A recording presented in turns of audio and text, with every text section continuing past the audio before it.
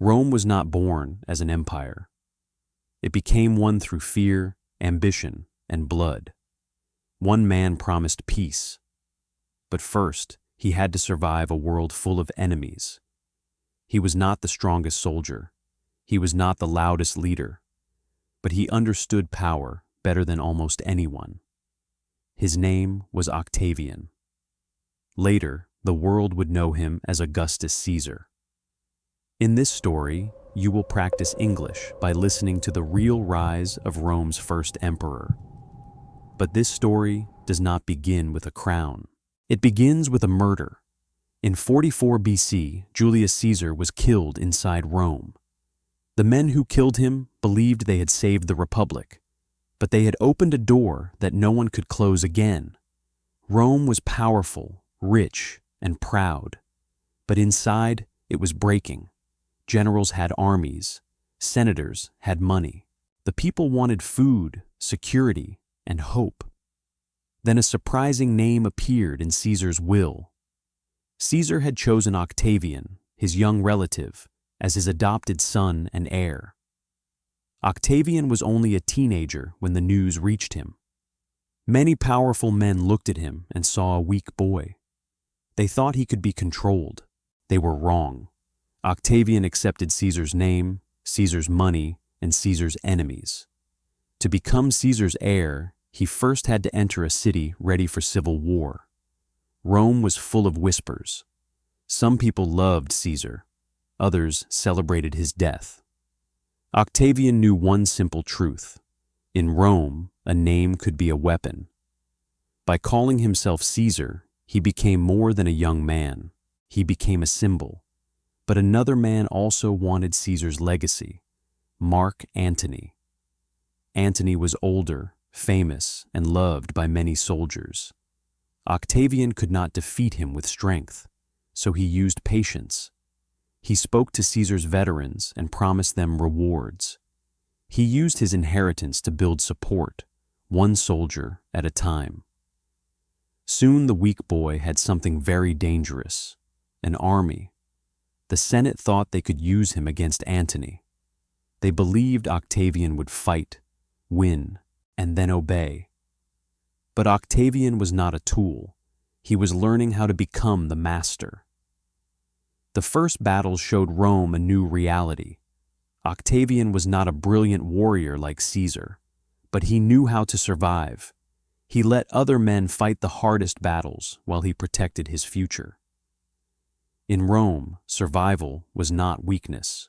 Survival was power. Soon, Octavian marched on Rome and demanded what he believed was his. The Senate had tried to use him. Now he forced the Senate to recognize him. At a young age, Octavian became consul, one of the highest offices in Rome. But titles were not enough. Caesar's killers were still alive. Octavian, Antony, and Lepidus made an alliance called the Second Triumvirate. It was not friendship. It was a deal made to control Rome. Together, they hunted their enemies and filled Rome with fear. The young heir of Caesar was now part of a brutal machine. Many Romans died in the violence that followed. One of the victims was Cicero, Rome's famous speaker and defender of the Republic. The Republic was still alive in name, but its spirit was disappearing. Far away, Brutus and Cassius prepared for war. They believed they were fighting for liberty.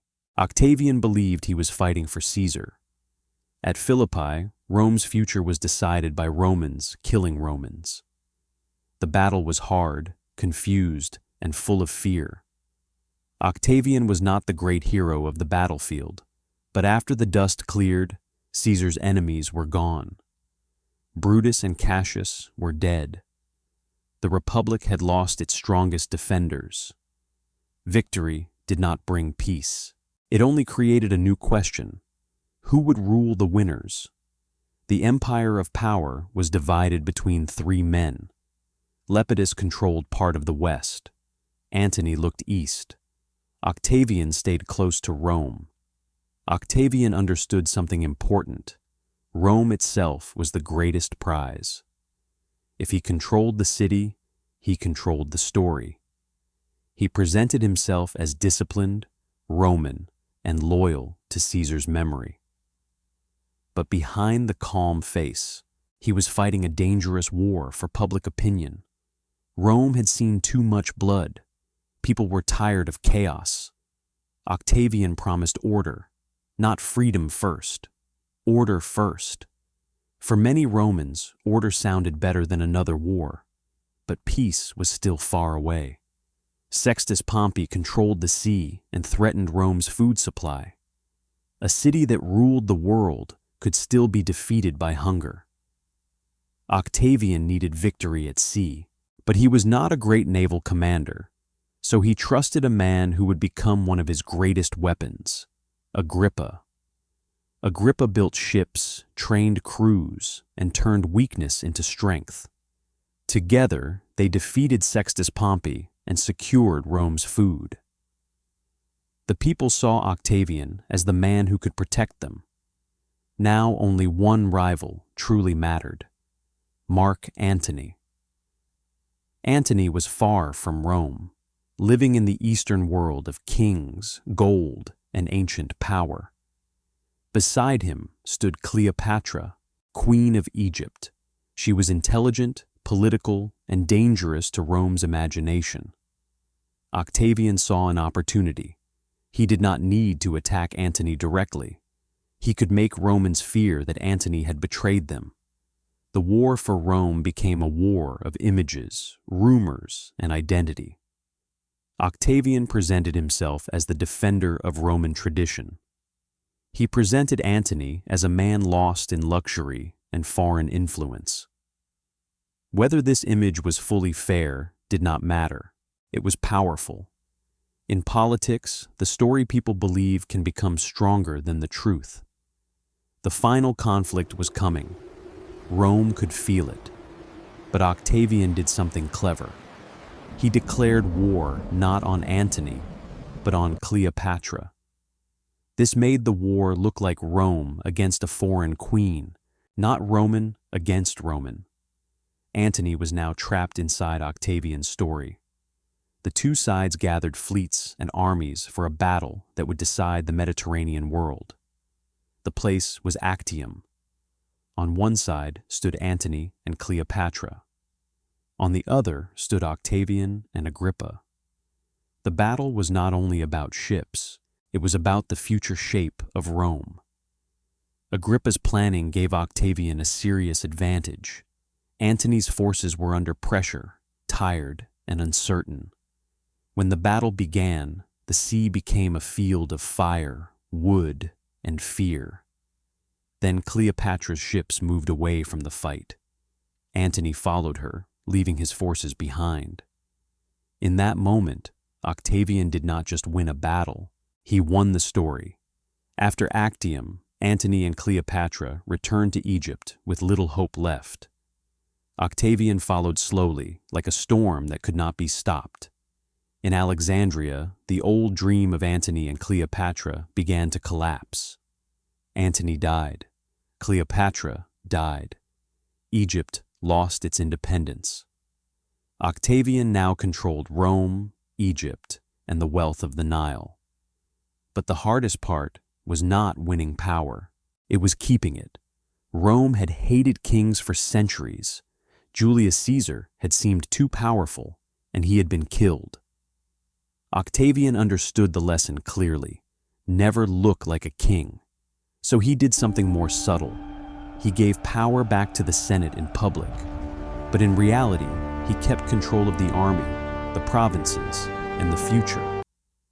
Rome was still called a republic, but something new had been born. In 27 BC, the Senate gave him the name Augustus. The name meant something sacred, respected, and greater than an ordinary man. He did not call himself king. He called himself princeps, the first citizen. It sounded modest, but everyone knew he stood above all others. This was Augustus's genius. He made absolute power look like service. After years of war, Romans accepted the mask because they wanted peace. Augustus rebuilt temples, roads, and public buildings. He wanted Rome to look stable, strong, and eternal. He organized the army and placed loyal soldiers where Rome needed them most. He improved administration, taxes, and the way provinces were governed. For many people, life became safer than it had been during the civil wars. But peace under Augustus had a price. Freedom became quieter. The Senate still met. Speeches were still made. Old traditions still remained. But everyone understood that the most important decisions passed through Augustus. He did not need to shout. He did not need a crown. His authority was everywhere, even when it was not named. Poets praised him. Artists honored him. Coins carried his image across the Roman world.